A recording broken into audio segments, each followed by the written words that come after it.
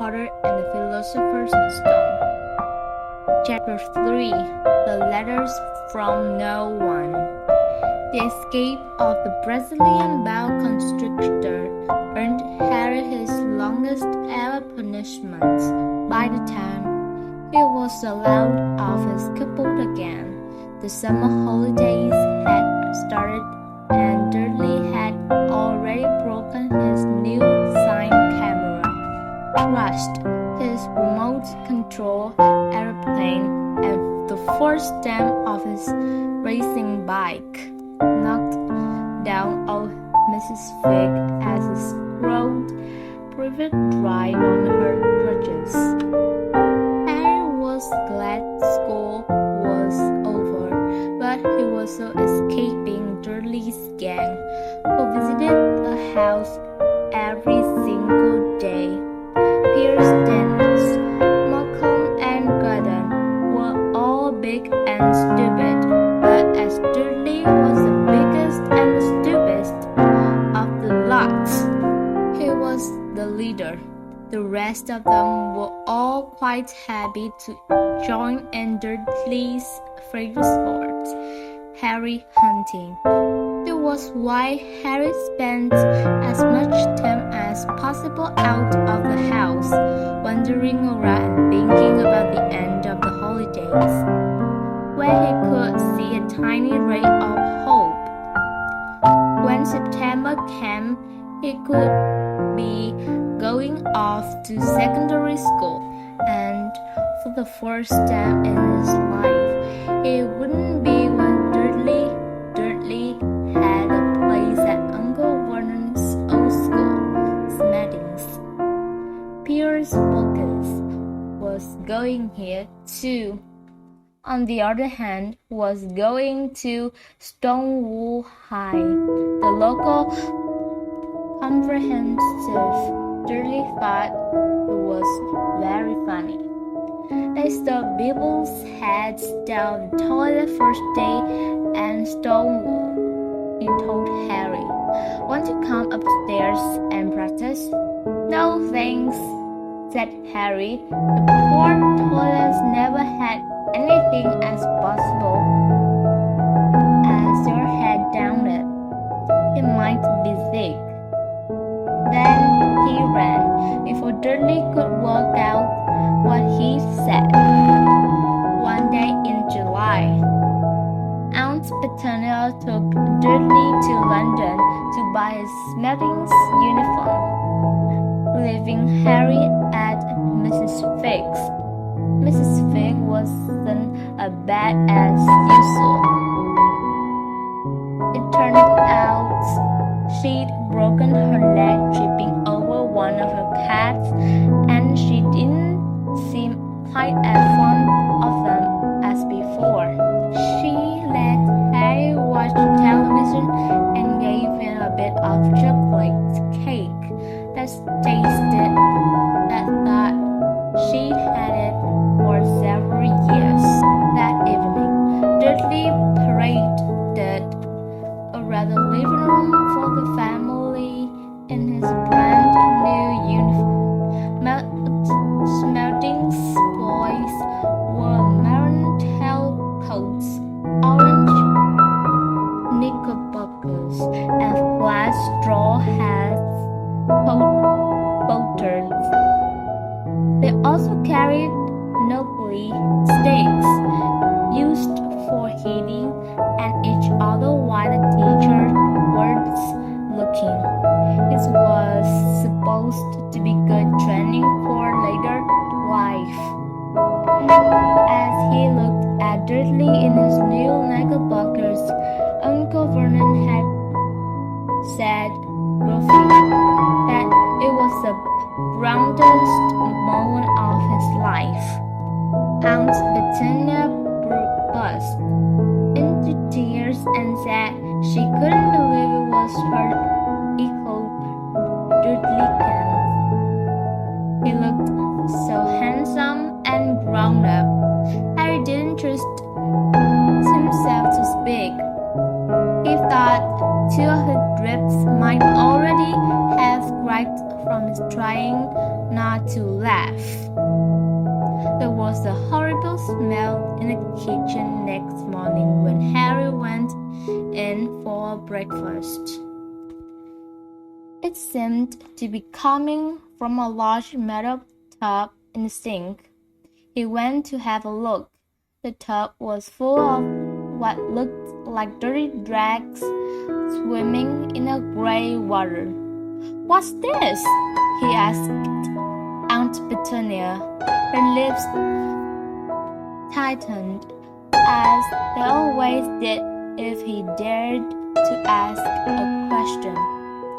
"Your new school uniform," she said. Harry looked in the bowl again. "Oh," he said. "I didn't realize it had to be so wet." "Don't be stupid," snapped Aunt Petunia. "I'm dyeing some of Dudley's own things gray for you. It'll look just like everyone else when I've finished." Harry seriously doubted this, but thought it best not to admit. He sat down at the table and tried not to think about how he was going to look on his first day at Stonewall High, like he was wearing bits of odd elephant skin properly. Dudley and Uncle Vernon came in, both with wrinkled noses because of the smell from Harry's new uniform. Uncle Vernon opened his newspaper as usual, and Dudley banged his smelling stick, which he carried everywhere, on the table.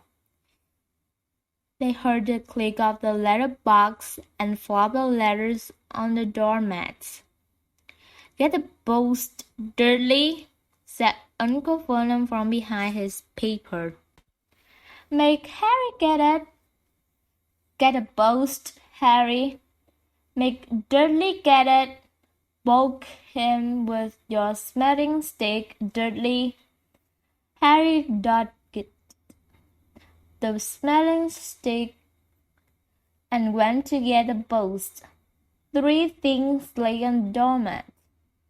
A postcard from Uncle Vernon's sister March, who was holidaying on the Isle of the Wights.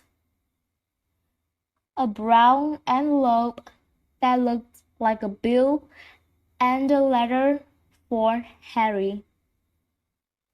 Harry picked it up and stared at it, his heart wanging like a giant elastic band. No one ever in his whole life had written to him. Who would? He had no friends, no other relatives. He didn't belong to the library, so he never ever got a note asking for books back. Yet here was a letter addressed so plainly there could be no mistake. Mr. Harry Potter, The Couple Under the Stairs, 4 Rivet Drive, Little Winching, Surrey. The envelope was thick and heavy, made of yellowish parchment, and the address was written in emerald green ink. There was no stamp. Turning the envelope over, his pen trembling, Harry saw the bubble wax seal bearing a coat of arms, a lion, an eagle, a partridge, and a snake, strutting a large letter H. "Hurry up, boy," he shouted. The Uncle Vernon from the kitchen. "What are you doing? Checking for letter bombs?" He chuckled at his own joke. Harry went back to the kitchen, still staring at his letter. He handed Uncle Vernon the bill and a postcard, sat down and slowly began to open the yellow envelope. Uncle Vernon ripped open the bill, snorted in disgust, and flipped over the postcard. Much ill, he informed Aunt Petunia ate a funny wag. "Dad," said Dudley suddenly. "Dad, Harry got something." Harry was on the point of unfolding his letter, which was written on the same hairy parchment as the envelope, when it was jerked sharply out of his hand by Uncle Vernon. "That's mine," said Harry, trying to snatch it back. "Who'd be writing for you?"